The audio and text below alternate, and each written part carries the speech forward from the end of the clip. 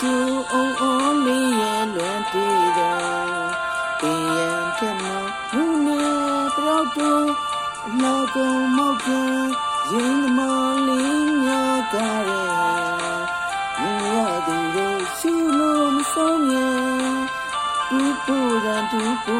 ရှိတဲ့နေစာဆိုထားရှိတဲ့မြ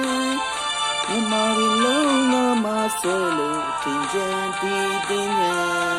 ဒီတင်ကြံနေအောင်ကုန်လို့နေပူတဲ့အတားကြံ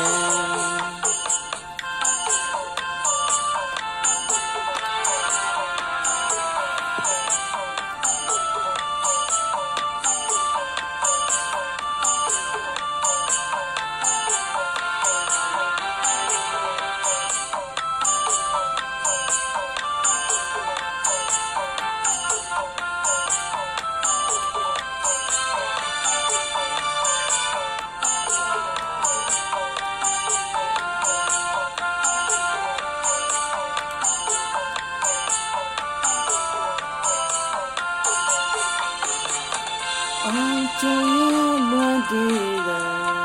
မြင်ပြီးတွင်လဲကြားရစီပြန်ဒီတင်ကြဒီတင်ညာရေကြီးကုန်လောင်းလို့မြင်ပြီးတွင်လုံးအေးချမ်းကြစီအနာ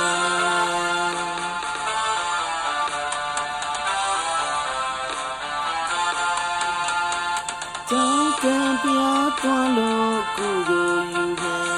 ဘုရားမိရာဆရာသမားရင်ကျန်ကြရဲရှင်မြမတို့ရဲ့ဒီလိုတောင်းစံ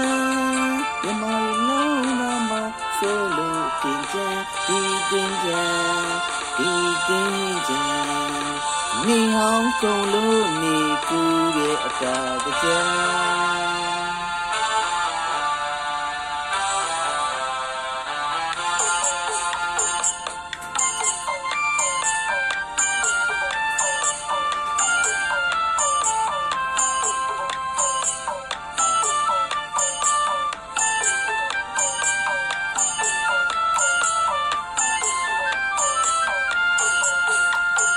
你就哦哦里也乱地了。